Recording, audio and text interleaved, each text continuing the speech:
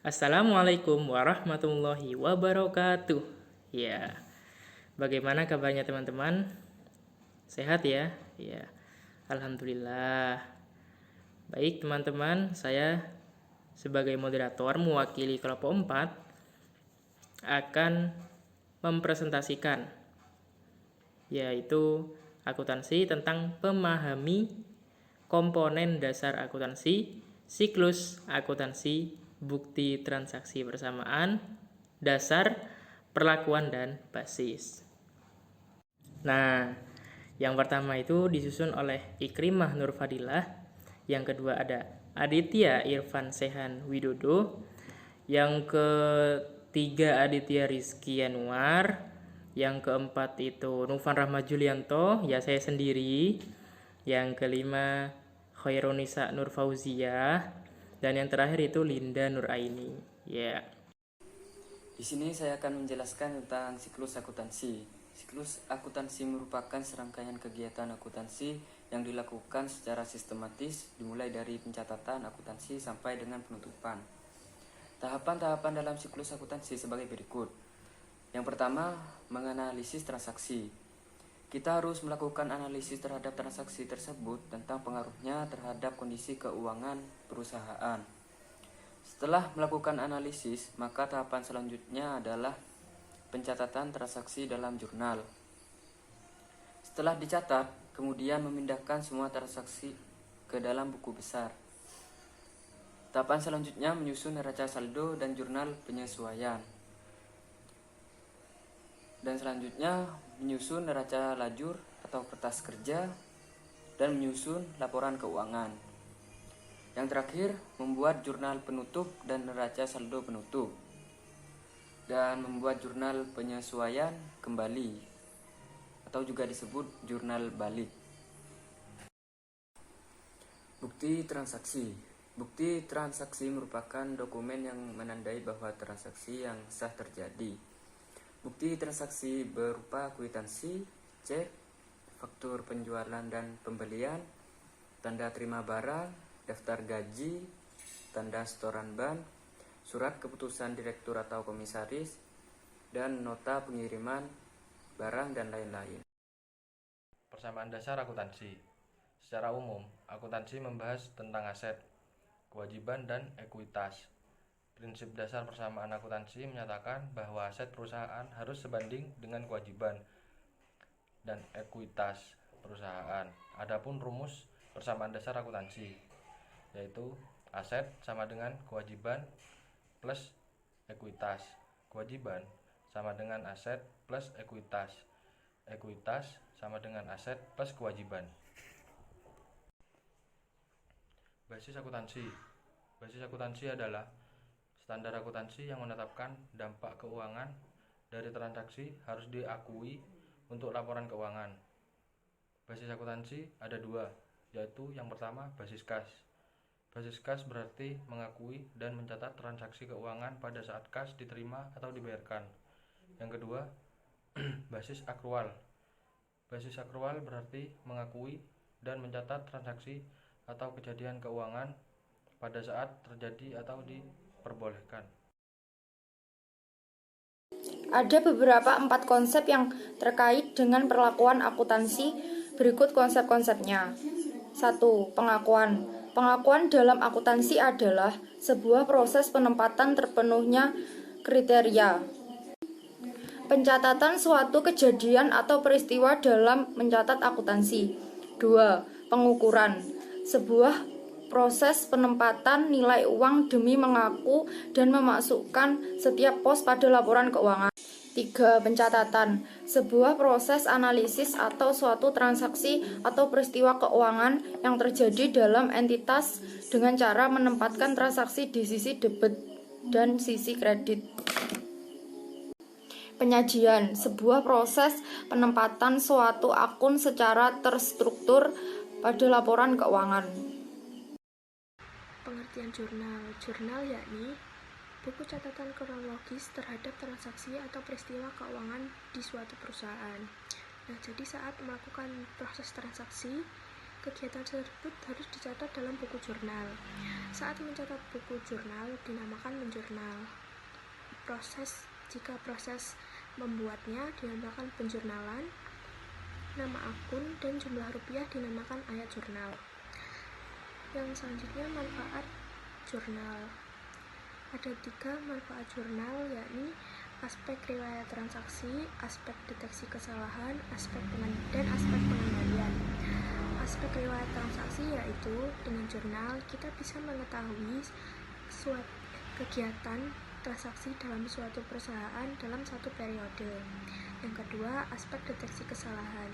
Jika terjadi kesalahan dalam membuat jurnal, maka yang harus ditempuh adalah memeriksa kembali jurnal tersebut dan mencari sebab-sebab kesalahan tersebut bisa terjadi. Yang selanjutnya, aspek pengendalian, yakni memeriksa kembali analisis transaksi suatu perusahaan sesuai dengan pedoman perusahaan tersebut. Nah, selanjutnya menganalisis debit dan kredit dan bentuk buku jurnal. Salah satu fungsi jurnal yakni menganalisis bentuk debit dan kredit.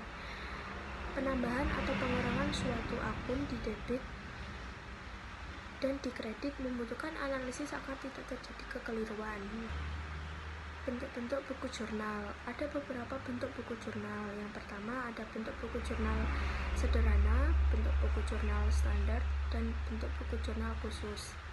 Bentuk buku jurnal sederhana dikatakan sederhana karena memiliki bentuk yang tidak rumit dan penjelasannya tidak harus terperinci. Bentuk buku jurnal standar. Saat transaksi suatu perusahaan semakin banyak, maka bentuk buku jurnal sederhana tidak lagi diperlukan karena merepotkan. Maka dari itu dibentuklah buku jurnal standar dengan bentuk yang tabularis dan memiliki beberapa kolom sesuai kebutuhan. Bentuk buku jurnal khusus. Nah, saat aktivitas perusahaan semakin tinggi, maka akan sering melakukan transaksi.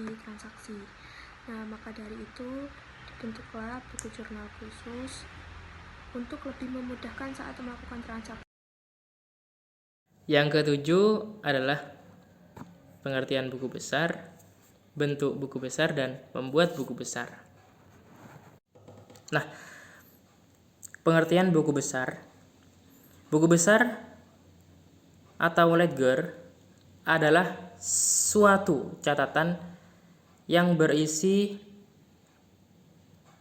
kumpulan akun-akun yang merupakan suatu kesatuan tersendiri dan saling berhubungan. Pencatatan transaksi dalam buku besar didasarkan pada jenis akun dan dicatat secara kronologis. Nah, ini berlainan dengan pencatatan buku jurnal, di mana walaupun sudah dilakukan secara kronologis, tapi akunnya masih terpisah-pisah dalam buku besar. Nah, akun-akun sudah diklarifikasikan, dikelompokkan sehingga lebih jelas diketahui perubahan setiap akun secara kronologis. Bentuk buku besar yang kedua. Dalam akuntansi terdapat beberapa bentuk-bentuk buku besar. Ada yaitu yang pertama, buku besar bentuk T. Buku besar bentuk T ini adalah buku besar yang paling sederhana, yaitu berbentuk huruf T serta mempunyai 2 ruas, yaitu ruas kiri dan ruas kanan. Yang kedua yaitu buku besar bentuk 2 kolom. Buku besar 2 kolom mempunyai 2 bagian, yaitu debit dan kredit. Setiap bagian itu mempunyai beberapa kolom, yaitu tanggal, keterangan, ref, dan jumlah. Nah, yang ketiga itu adalah buku besar 4 kolom. Ya, ini sering disebut dengan buku besar bersaldo.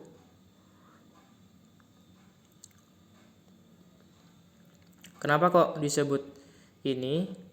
Karena yang dimaksud dengan 4 kolom tersebut adalah kolom-kolom tanggal, debit, kredit, dan saldo. Nah, dalam buku besar ini juga terdapat kolom-kolom keterangan ref dan sering juga dibuat satu kolom lagi, yakni D atau K, yang menunjukkan saldo debit atau kredit akun setiap kali terjadi perubahan.